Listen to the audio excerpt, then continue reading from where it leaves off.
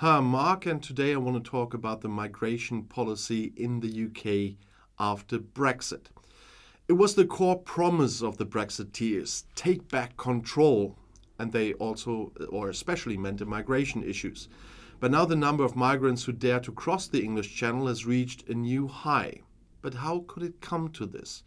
Experts have a clear answer on this.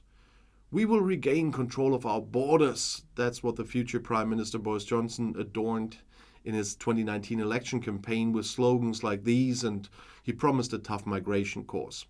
Almost 4 years later, the same sentence seems badly aged in view of the situation on the English south coast.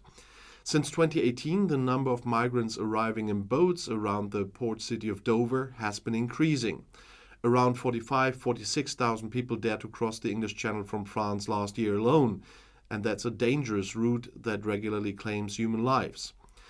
At the beginning of April, the number of arrivals reached a new high of 1,106. Britain is hopelessly overwhelmed with processing cases and housing people, and according to the British Times, of the 76,134 people who have applied for asylum since the beginning of 2018, only 10,188 have been processed. That's just 13%. The take-back control promise seems broken, and experts believe Britain was poorly prepared for Brexit. We took back control but discovered a multitude of complex problems under the carpet. That was said by Patrick McGovern, Associate Professor in the Department of Sociology at the London School for Economics. For example, since Brexit, there has been an acute shortage of workers due to the more difficult residence and work permits, while the number of migrants on the coast is increasing. The Labour Party member Tom Brooks, a legal scholar specializing in immigration law at Durham Law School, believes the government underestimated the impact of the abolition of the Dublin procedure.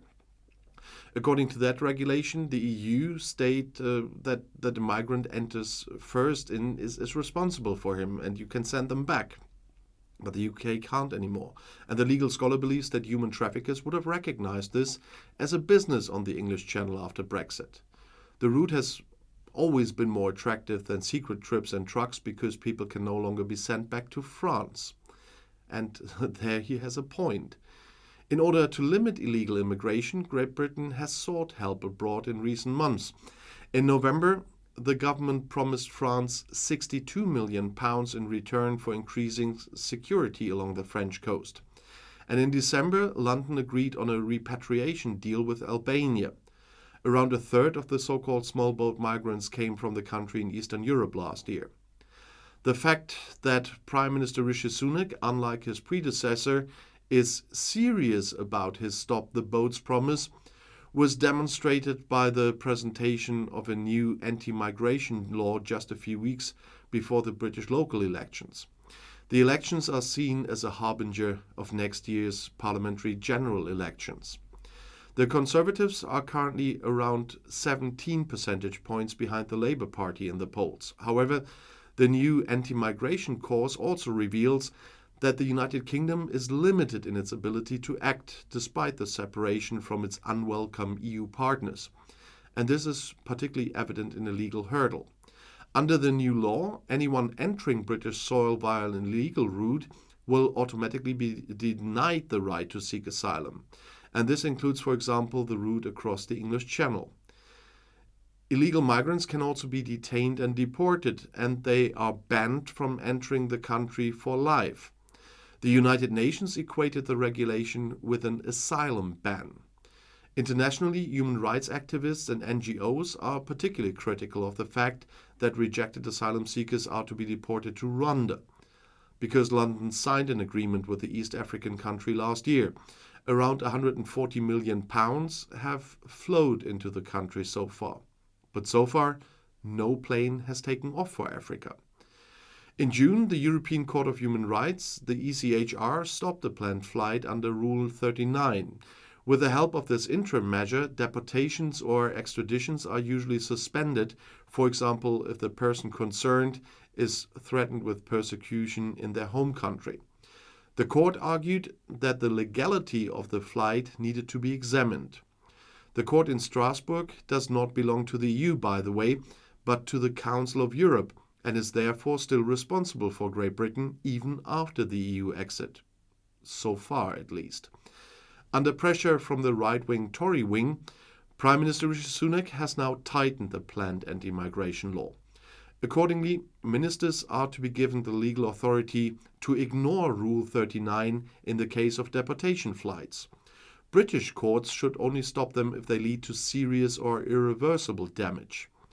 Tory hardliner Danny Kruger said, "The British public was sick of London lawyers and Strasbourg judges standing in the way of sound migration policies." Sound my ass. Previously, Tory voices had even been calling for a complete exit from the ECHR. However, doing so would create legal difficulties and isolate Britain internationally. The convention was an integral part of the so-called Good Friday Agreement in 1998 and is enshrined in the British-European Trade Agreement. And London was one of the drivers of this, by the way. And with an exit, London would dissolve the strongest glue in Northern Ireland that holds all parties together. That was said by Brooks. 47 countries around the world have signed the Human Rights Convention. In March 22, Russia withdrew, and British Foreign Secretary James Cleverly spoke to the Express against following suit. The group of European countries that are not part of the ECHR is a small club. I don't think it's a club we want to be part of. Wise words, Mr. Cleverly.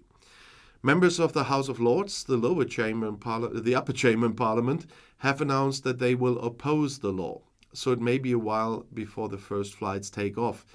In the meantime, the government wants to quarter those arriving on unused military bases as a kind of means of deterrence. Until now, most of the refugees had been accommodated in hotels, a costly scheme which the Home Office said was costing over £6 million a day this year. But the new accommodations are also met with criticism. They affected communities that say that they would sue against the accommodation in their neighborhood. So this is still a big problem. And about the vote in the House of Commons, I'll talk in another video on another day. And I'll see you in my next video. I'll be back.